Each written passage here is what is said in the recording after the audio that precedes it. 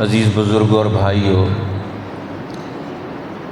آج 29 ذی القعدہ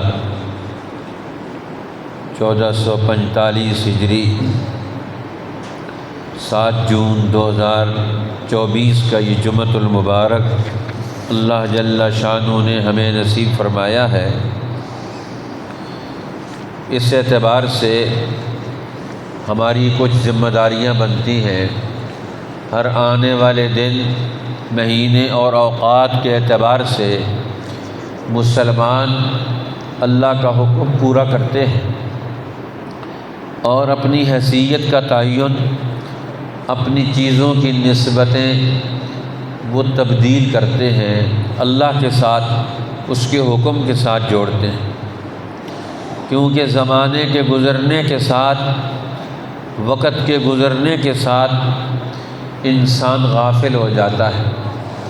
اس کی چیزوں کا تعلق، رابطہ ادھر ادھر ہو جاتا ہے، بہت ساری چیزیں دخیل ہو جاتی ہیں، مداخلتیں شروع ہو جاتی ہیں۔ اس لیے قرآن حکیم ہمیں اپنی ہر چیز کی نسبت، اس کا رابطہ، اس کا رخ متعین کرنے کا حکم دیتا ہے کہ انسان اس دنیا میں سب سے بلند چیز ہے، اور انسان کی بلندی کس میں ہے؟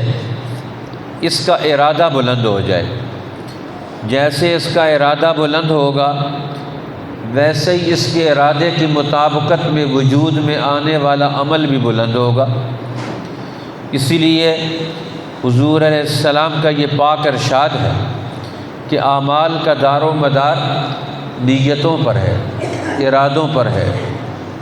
جس کا ارادہ جتنا اچھا ہے، جس کی نیت جتنی بلند ہے، اس کا عمل بھی اتنا ہی اونچا ہے، اس کا عمل بھی اتنا ہی بلند ہے۔ اس لیے قربانی کے دن یہ آ کر ہمیں اپنے ارادوں کو اور نیتوں کو کھنگالنے کا حکم دیتے ہیں۔ ہم اپنی نیتیں اور ارادے ان کو کھنگالیں، ان کو پاک کریں۔ جس طرح ہر برتن کو ہم استعمال کرنے سے پہلے دھوتے ہیں، صاف کرتے ہیں، پھر اس میں کوئی نئی چیز ڈالتے ہیں، اسی طرح ہر عمل کا جب وقت آتا ہے تو اس وقت سے پہلے اپنی نیت کو کھنگالنا، اپنے دل کے برتن کو پاک کرنا، صاف کرنا، یہ ایک ضروری چیز ہے۔ اسی لیے اللہ جل شانہ نے یہ قربانی اور حج کے دنوں سے پہلے ذکر کا حکم دیا، تکبیرات کا حکم دیا، اب روزے رکھنے کا حکم دیا۔ اب دل کی پاکیزگی کس کے ساتھ ہے؟ وہ اللہ کے ذکر کے ساتھ ہے۔ دل کس چیز سے پاک ہوتا ہے؟ یہ برتن مانجنے والے صابن سے نہیں پاک ہو سکتا۔ آپ کہیں کہ ہم اس کو وم سے صاف کریں گے، سرف سے صاف کریں گے، دل کی صفائی اس سے نہیں ہوتی۔ یہ تو باہر کی چیزیں ہیں، اس سے صاف ہوتی، ان کا گند صاف ہوتا ہے۔ دل کا گند کس چیز سے صاف ہوتا ہے؟ فرمایا وہ جب ذکر کرتا ہے، اللہ کا نام لیتا ہے، اللہ کا کلمہ پڑھتا ہے، الوہیت الہی کا، اللہ کی الوہیت، حاکمیت اور معبود ہونے کا اقرار و اعتراف کرتا ہے، بندگی کا اظہار کرتا ہے کہ اللہ تو حاکم ہے، تو معبود ہے، میں تیرا بندہ ہوں۔ جب بندہ اپنی بندگی کا اقرار کرے، اعتراف کرے اور اللہ کے معبود ہونے کا اعتراف کرے، اقرار کرے، تو یہ دل کی پاکی ہے، یہ دل کی صفائی ہے کہ کلمے سے، ایمان سے، اللہ کے تعلق سے، اللہ کے نام کی تاثیر سے دلوں کی پاکیزگی ہوتی ہے۔ ان لکل شیء ثقالۃ وثقالۃ القلوب ذکر اللہ۔ فرمایا ہر چیز کو مانجنے، پاک اور صاف کرنے کا ایک طریقہ ہے، اور دلوں کو مانجنے اور پاک کرنے کا طریقہ کیا ہے؟ وہ اللہ کا ذکر ہے، وہ اللہ کا نام ہے۔ جب اللہ کا نام ہمارا ارادہ بن کر ہمارے مال پر نافذ ہوتا ہے تو اب یہاں سے اللہ کے نام کی تاثیر ہمارے اندر داخل ہوتی ہے، ہمارے اندر تاثیر داخل ہوتی ہے۔ ویسے تو انسان منافقت کا مرض لگ جاتا ہے، شرک کا مرض لگ جاتا ہے، ریاکاری کا مرض لگ جاتا ہے، اس کو انفرادیت کا مرض لگ جاتا ہے، یہ دوسروں کو دکھ دیتا ہے اپنے آپ کو سہولت دینے کے لیے۔ اب یہ بیمار انسان ہے جو دوسروں کو دکھ دیتا ہے، اس کے اندر کلمہ اور ایمان ہو، وہ دوسروں کو دکھ کیوں دے گا؟ اس کے اندر کلمہ اور ایمان ہو، اللہ کے نام کی تاثیر ہو، تو یہ غافل کیوں ہوگا؟ یہ شیطان کے پیچھے کیوں چلے گا؟ آج ہے مسلمان چلتا شیطانوں کے پیچھے، ہے مسلمان اور بات مانتا ہے یہ یہود و نصارہ اور بگڑے ہوئے لوگوں کی، ہے یہ مسلمان لیکن اتباع کرتا ہے یہ باطل اور ظالم اور فوش اور بے حیائی کے کاموں کی، کیونکہ یہ مریض ہو گیا، یہ بیمار ہو گیا۔ اب یہ قربانی کا عمل، حج کا عمل، نماز کا عمل، روزے کا عمل، وضو کا عمل، ذکر اللہ کا عمل، رمضان کے روزوں کا مہینہ، یہ سارے کیا کرتے ہیں؟ یہ بیمار مریضوں کو درست کرتے ہیں۔ اللہ جل شانہ بیمار معاشروں کو درست کرتے ہیں، ان کا ذہن تازہ ہو جائے، ان کا ذہن طاقتور ہو جائے، ان کے ذہن میں اللہ کی توحید کی تاثیر آ جائے، ان کے ذہنوں میں لا الہ الا اللہ کا اثر آ جائے، ان کے ذہنوں میں اللہ کی مخلوق کو اللہ کی مخلوق سمجھ کر نفع پہنچانے کا ارادہ وجود میں آئے۔ اب اللہ کے نام کا جب ہم ارادہ کرتے ہیں، ارادہ کر کے پھر اس کو آگے منتقل کرتے ہیں، یہیں سے تبدیلی شروع ہوتی ہے۔ بندے کے اندر تبدیلی کب آتی ہے؟ جب یہ اپنے ارادے سے اپنی جان پر اللہ کا حکم نافذ کرتا ہے، اللہ کے نام کو داخل کرتا ہے اپنے اندر، اپنے ارادے سے اپنی چیزوں پر، اپنے مال پر اللہ کا حکم داخل کرتا ہے، اس کے اندر نافذ کرتا ہے، پھر اس کے اندر برکت آتی ہے اللہ کے نام کی۔ وَلَا تَأْكُلُوا مِمَّا لَمْ يُذْكَرِ اسْمُ اللَّهِ عَلَيْهِ، اللہ فرماتے ہیں جن جانوروں پر اللہ کا نام نہ پڑا جائے ان کا گوشت مت کھاؤ۔ کیوں کہ جو جانور اللہ کے نام کے بغیر ذبح ہوتا ہے تو اب یہ بھی شرک ہے، یہ بھی حرام ہے، یہ بھی ناجائز ہے کہ اللہ کے نام کے سوا کسی جانور کو ذبح کیا جائے۔ اب یہ اللہ کا نام کون لے گا؟ جانور تو نہیں لے گا، یہ تو بندہ لے گا۔ تو اللہ تعالیٰ بندے کا ذہن بدلنا چاہتے ہیں۔ اب اللہ کا نام لے گا تو بندے کا ذہن اللہ کے نام کے ساتھ جڑ گیا، اللہ کے نام کا ذکر اور اس کی ذکر اسم اللہ، اللہ کے نام کا ذکر اس کے دل پر آئے گا، دل سے زبان پر آئے گا، زبان سے ہاتھ کی چھری میں اس کی تاثیر آئے گی، پھر وہ چھری کے ذریعے سے جانور کے گلے پر اس کی تاثیر، یہ نام کی تاثیر، یہ رابطہ اس کا بڑھتا چلا گیا۔ اب جانور کا گوشت جس کو اللہ کا نام لے کر پڑا تو وہ پاک ہو گیا، جانور پاک ہو گیا، اس کا گوشت پاک ہو گیا۔ لیکن جو جان بوجھ کر بسم اللہ نہ پڑھے پھر نہیں ہوتا۔ لیکن رسول اللہ نے فرمایا کہ ایک مسلمان اس کے دل میں اللہ کا نام ہوتا ہے، اگر بھول جائے تو دل میں اس کا اللہ کا نام موجود ہے، یہ زبان سے تو اس کا اظہار ہوتا ہے، یہ ضرورت کے وقت کرنا ہے، لیکن اگر بھول جائے تو پھر بھی اس کو معافی دے دی جاتی ہے۔ لیکن اللہ کے نام کی تاثیر یہ سب سے بڑی طاقت ہے۔ یہ قربانی کے دن آ کر یہ مسلمانوں کو تربیت دلاتے ہیں کہ تم اللہ کے نام کی تاثیر اپنے دل میں پیدا کرو، اللہ کے نام کی تاثیر اپنی زبان پر لے کر آؤ، اللہ کے نام کا اثر اپنے دل و دماغ پر حاوی کرو تاکہ تمہارا ذہن بلند ہو جائے۔ اب قربانی کا یہ عمل یہ امت کے مریضوں کو مرض سے نکالتا ہے۔ اب مرض کیا ہے؟ ان کا دماغ چھوٹا ہو گیا، ان کا ذہن چھوٹا ہو گیا، وہ تھوڑا ہو گیا، تنگ ہو گیا۔ اب اس کے ذہن میں، اس کے دماغ میں اس کا بھائی بھی نہیں آتا، اس کا پڑوسی بھی نہیں آتا، دوسرا مسلمان بھی نہیں آتا، اس کے اندر تنگی پیدا ہو گئی۔ اب اللہ کا نام لے گا تو اس کے ذہن میں وسعت پیدا ہوگی، کھلا پن پیدا ہوگا، وہ ہر ایک کو وہ قبول کرے گا، وہ ہر ایک کے لیے فکر مند ہوگا، وہ ہر ایک کو گمراہیوں سے نکالنے کا منصوبہ بنائے گا۔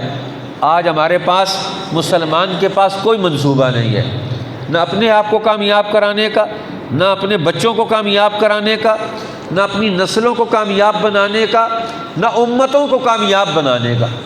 اب ابراہیم علیہ السلام چلے تھے اپنے گھر سے تو کل انسانیت کی کامیابی کی بنیادیں ڈالنے کے لیے چلے تھے۔ ہم وہ مرکز بنائیں گے جس کی تربیت سے انسانوں کو بیماریوں سے نکالیں گے۔ یہ نمرود بھی بیماری ہے، جب غالب ہوتا ہے یہ سب کو بیمار کرتا ہے۔ یہ فرعون بھی ایک بیماری ہے، یہ قوموں پر غالب آتے ہیں، یہ قوموں کو مریض کرتے ہیں۔ یہ بڑے بڑے بگڑے ہوئے سردار بیماریوں کا شکار ہے، جو ان کی غلامی میں رہے گا بیمار ہوگا۔ تو ابراہیم علیہ السلام نے کیا کیا؟ ہر قوم کو ان بیماریوں سے نکالو، نمرود کی بیماری سے نکالو، فرعون کی بیماری سے نکالو، کیسر و کسریٰ کی بیماریوں سے نکالو، ان ظالموں ابو جہل، ابو لہب، یہ سرداران قریش، بگڑے ہوئے لوگ، مال و دولت کے نشے میں مبتلا لوگ، مال و دولت کے نشے میں یہ بگڑے ہوئے لوگ انسانوں کو قتل کر رہے ہیں، بیمار ہیں۔ ان کی غلامی میں رہنے والا بھی بیمار ہوگا۔ لہذا صحت مند ذہن وجود میں آئے تو اللہ کا ہر نبی ہر انسان کو کلمہ پڑھاتا ہے توحید کا۔ یہ صحت کا بنیادی نسخہ ہے، جسمانی صحت کا نہیں، ذہنی صحت، قلبی صحت کا۔ پہلے دل کو صحت مند بنایا جاتا ہے، ذہن کو صحت مند بنایا جاتا ہے۔ آج ہمارا دل بھی بیمار، ہمارا ذہن بھی بیمار اور ہمارے جسم بھی بیمار۔ تو اللہ تعالیٰ اس قربانی کے عمل کے ذریعے سے پوری امت کی ساری صحتوں کا ایک ہی علاج تجویز کر دیا۔ اب یہ پورے 10 دن لگاؤ، اب 10 دن میں ذکر کرنا ہے، 10 دن میں تسبیحات پڑھنی ہے، 10 دن میں روزے رکھنے ہیں، 10 دن میں اللہ کے سامنے دعائیں مانگنی ہے۔ اب 10 دن میں اللہ کی محبت کا سفر طے کرنا ہے، ہر ایک کی محبت سے، ہر ایک کے تعلق سے نکلنا ہے۔ یہ جھوٹے تعلقات جو کہیں کام نہیں آئیں گے، آج جن تعلقات کو ہم پال رہے ہیں نہ دنیا میں کام آئیں گے نہ آخرت میں کام آئیں گے۔ یہ تعلق سارے ختم ہو جانے والے ہیں۔ تعلق کون سا کام آئے گا؟ ایمان کا تعلق، توحید کا تعلق، رب العالمین کی ربوبیت کا تعلق، انبیاء کی سچے رشتے جن کی محبت ہمارے دل میں اللہ کی محبت کی وجہ سے ہے، ان کے ساتھ ہمارا اتباع کا تعلق آ جائے، ان کی اتباع میں آ جائیں، ان کی محبت میں اللہ کی محبت کا سفر شروع کر دیں۔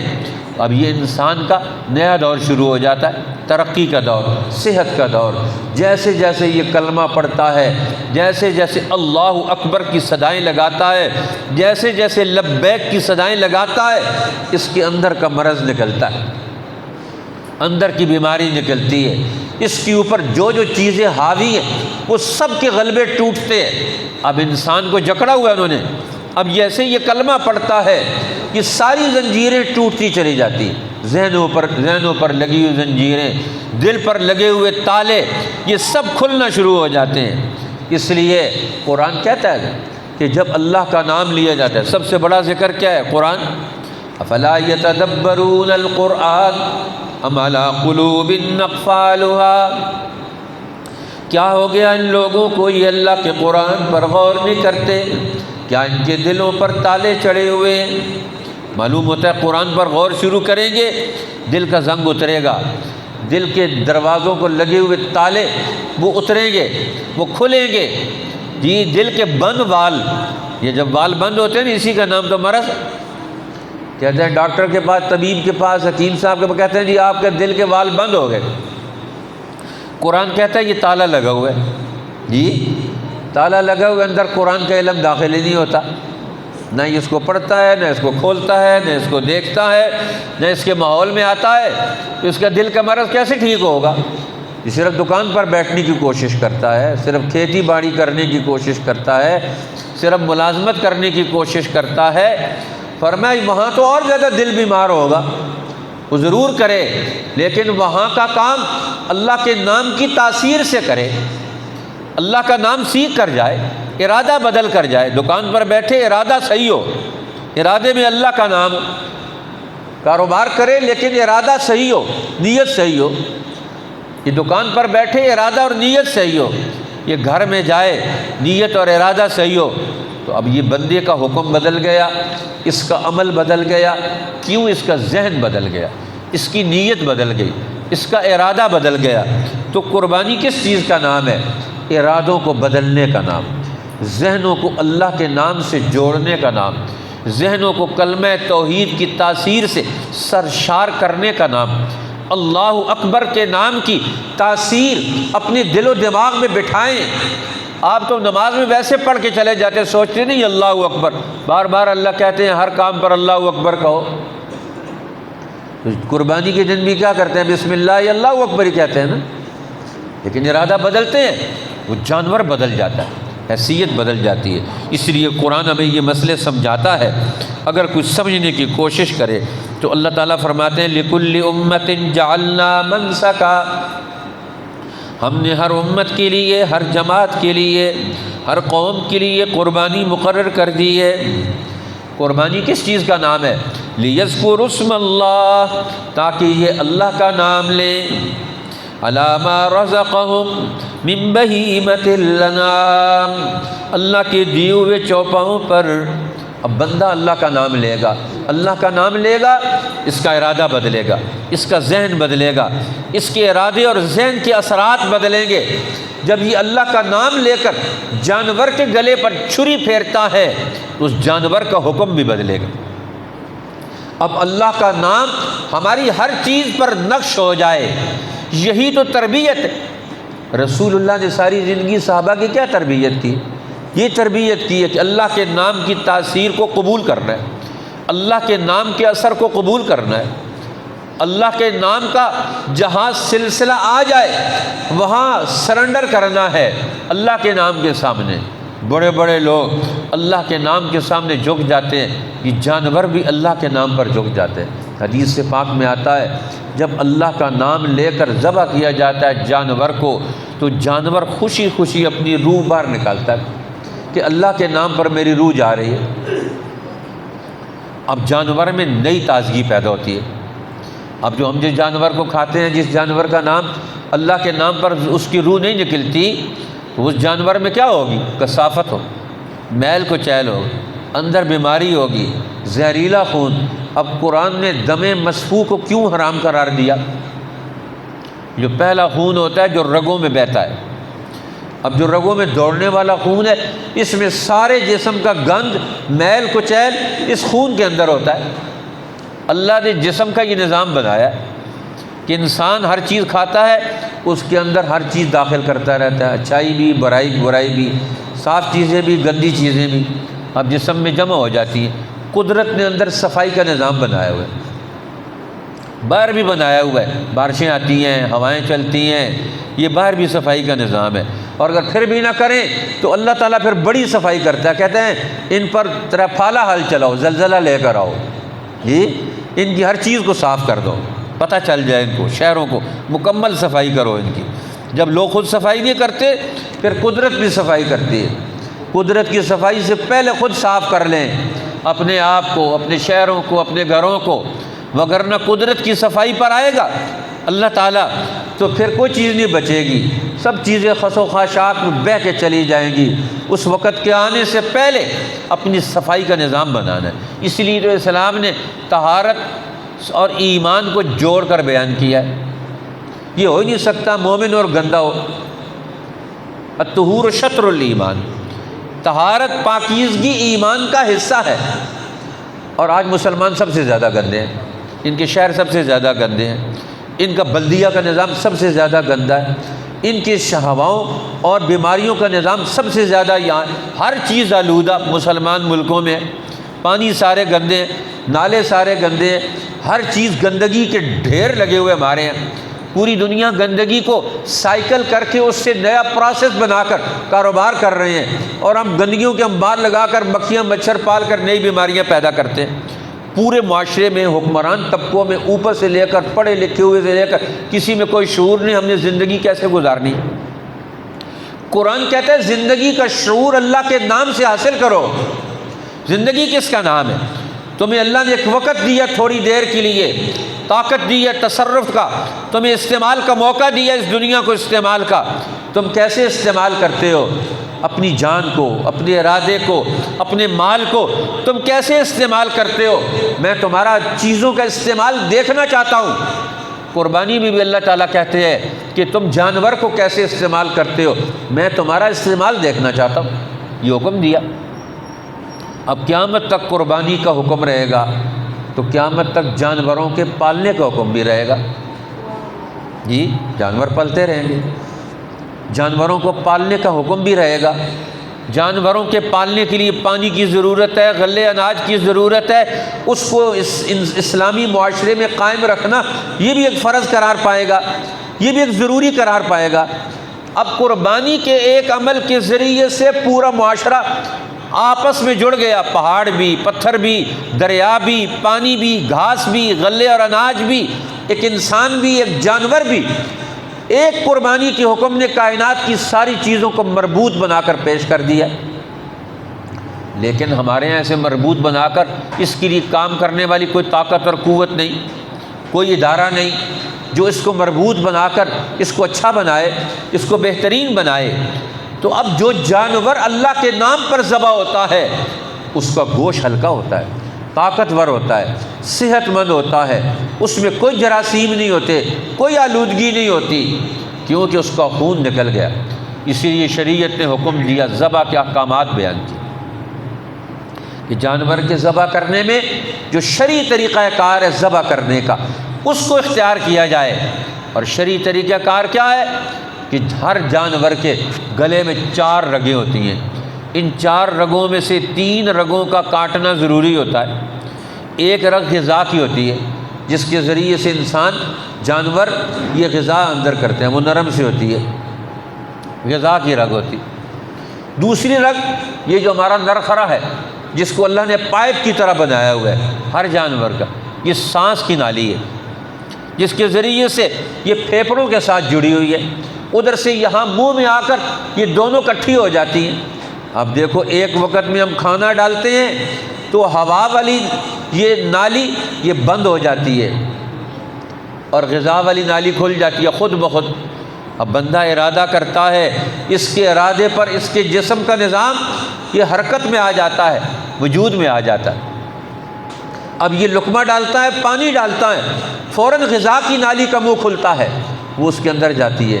اور اگر خدا نہ خواستہ وہ دیر ہو جائے، یہ اور کاموں میں لگا ہوا ہے، کھانا کھا رہا ہے، اسی لیے رسول اللہ نے منع کیا کھانا کھاتے وقت اور ادھر ادھر کی گہری باتیں نہ کیا کرو جی، اور گپ شپ نہ لگایا کرو، کیوں ادھر منہ میں کھانا ڈال رہے ہو، ادھر سے تمہارے جسم کی توجہ دوسری طرف ہے۔ اب اگر منہ کی ہوا کی نالی اس کو آرڈر نہیں پہنچا اور وہ کھلی ہوئی ہے، وہاں اندر چلا گیا لقمے کا چھوٹا سا حصہ بھی، وہ آدمی مر گیا۔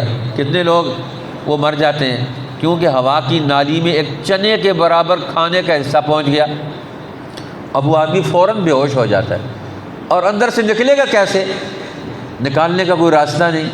آپریشن کیسے کرے؟ آپریشن بھی مشکل سے ہوگا اس کا، کیوں؟ یہ غفلت سے کھانا کھایا اس نے، اپنے آپ کو اس نے بیدار نہیں رکھا۔ اسی لیے کھانا کھاتے وقت ادھر ادھر کی باتیں نہیں کرنی چاہیے۔ اسی لیے آج ہمارے یہاں لوگ کیوں بیمار ہیں؟ یہ کھانا کھاتے نہیں ہیں، یہ کھانا اندر ڈالتے رہتے ہیں۔ جس طرح بوری میں چیز ڈالی جاتی ہے، گلاس میں پانی ڈالا جاتا ہے، ہم اندر چیز ڈال دیتے ہیں۔ کھانے کا حکم دیا اللہ نے، اندر ڈالنے کا حکم نہیں دیا۔ صحت کس چیز کے ساتھ جڑی ہوئی ہے؟ کھانا کھانے کے ساتھ، پانی پینے کے ساتھ، پانی اندر ڈالنے کے ساتھ نہیں ہے۔ ہم پانی اندر ڈال دیتے ہیں، نہیں، پانی کو چبا کر پیے، ٹیسٹ لے کر پیے، گھونٹ گھونٹ کر کے پیے، تاکہ یہ اس کے جسم کے اندر رچ بس جائے۔ کھانا کھائے، اس کا ٹیسٹ لے، اس کو پتہ چلے میں کیا چیز اندر کھا رہا ہوں، اور کھانے والی چیز بھی پاک ہو اور اس کا طریقہ بھی صحیح ہو، فطرت کے اور عقل کے مطابق ہو۔ رسول اللہ صلی اللہ علیہ وسلم آئے تو تھے شریعت کے آداب بیان کرنے کے لیے، لیکن عقل کے آداب بھی بیان فرمائے، فطرت کے آداب بھی بیان فرمائے، انسانی زندگی کے اصول بھی سمجھائے ہیں۔ لیکن آج مسلمان نہ رسول اللہ سے شریعت سیکھتا ہے، آداب زندگی سیکھتا ہے، نہ رسول اللہ کی اسوے سے یہ آداب عقل سیکھتا ہے، نہ رسول اللہ کی تعلیمات سے آداب فطرت سیکھتا، کوئی چیز بھی نہیں سیکھتا۔ آج انتہائی جہالت کا دور ہم گزار رہے ہیں۔ خود رہو جنگلوں کی طرح، جنگل میں جس طرح پودے اگتے ہیں آج اسی طرح مسلمان اگے ہوئے ہیں اپنے اپنے علاقوں میں۔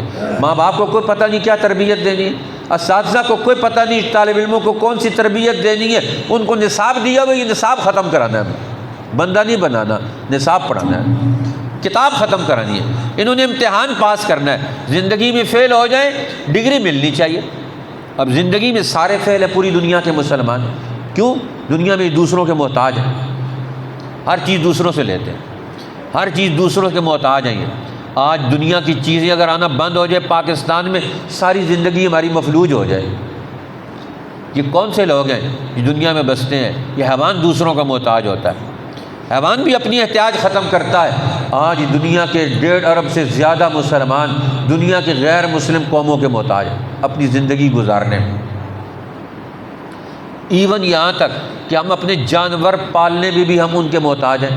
وہ ہمیں سائنس دیتے ہیں، ہمیں اس وقت کا نئے دور کا تجرباتی علم دیتے ہیں۔ ہمارے ملکوں میں اپنا تجرباتی علم زراعت کا ختم ہو گیا، حیوان پالنے کا اپنا تجارت اور نشو و نما کا اپنا علم اور اپنے تجربات ختم ہو گئے۔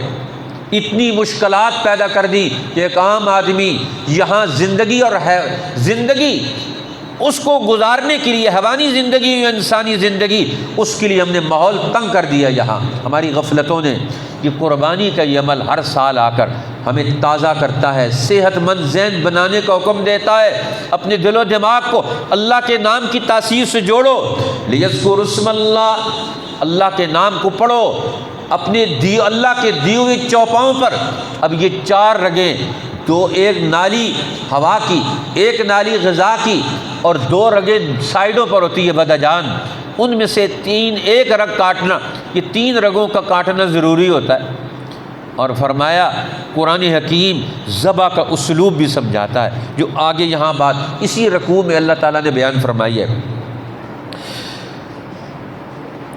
فَإِلَٰهُكُمْ إِلَٰهٌ وَاحِدٌ، اب ذبح کر رہے ہیں، پھر اللہ تعالیٰ کہتے ہیں تمہارا الہ اور ان جانوروں کا الہ، تم سب انسانوں کا الہ اور معبود ایک ہے۔ الہکم الہ واحد فلہ اسلموا، یہ جانور تمہارے حکم پر جھک گیا، اس جانور نے تمہیں اپنا مالک سمجھا اور تمہارے حکم پر جھک گیا، ذبح ہو گیا۔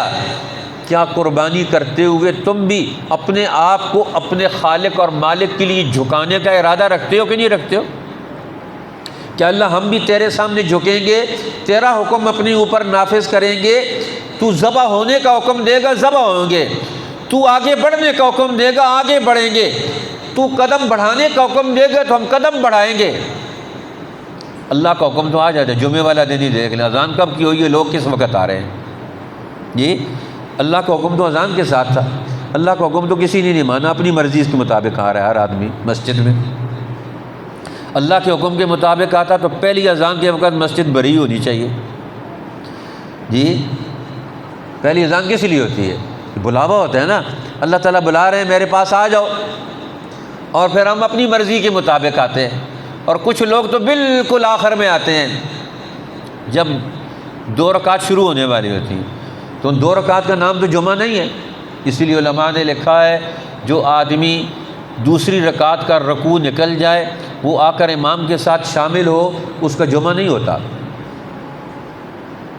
جی وہ 4 رکعت وہ واپس ادا کرے گا، اب اس کی ظہر کی نماز ہوگی، کیونکہ 1 رکعت کا ملنا یہ ضروری تھا اس کو، وہ آئے ہی اس وقت ہے، اس کو پتہ ہی نہیں، شہر میں رہتا ہے اور آخر میں سب سے آ رہا ہے، اس کو پتہ نہیں میں نے جمعہ ادا کرنا ہے، اللہ کے دربار میں حاضری دینی ہے، اور وہ سب سے پیچھے ہے۔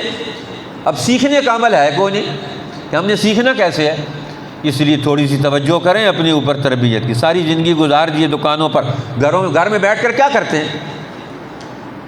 گھر میں بیٹھ کر کیا حاصل کرتے ہیں؟ مسجد میں آئیں گے کچھ حاصل کریں گے، اللہ کی رحمتیں یہاں برس رہی ہیں جمعے کے دن مسجد میں، اور آپ گھر میں بیٹھے ہوئے کس چیز کے انتظار میں بیٹھے ہوئے؟ اس لیے اللہ تعالیٰ کہتے ہیں جب تمہارا الہ وہ ایک الہ ہے، جانور اس کے گرے پر چھری پھرتی ہے، وہ تو اپنا زبان حال سے تمہیں پیغام دے کر جاتا ہے، میں تمہارے حکم پر، تمہارے ارادے پر، تمہاری مرضی پر، تمہارے تصرف پر اپنی جان دے رہا ہوں۔ تو بھی تو کسی کا بندہ ہے، تو بھی کسی کو حاکم سمجھتا ہے اپنا، کسی کو معبود سمجھتا ہے اپنا۔ فَلَهُ وَاسْلِمُوا، تو تم بھی اسی کے سامنے جھک جاؤ، اللہ کے سامنے جھکنے کی عادت ڈالو، اللہ کا حکم وقت پر ماننے کی عادت ڈالو۔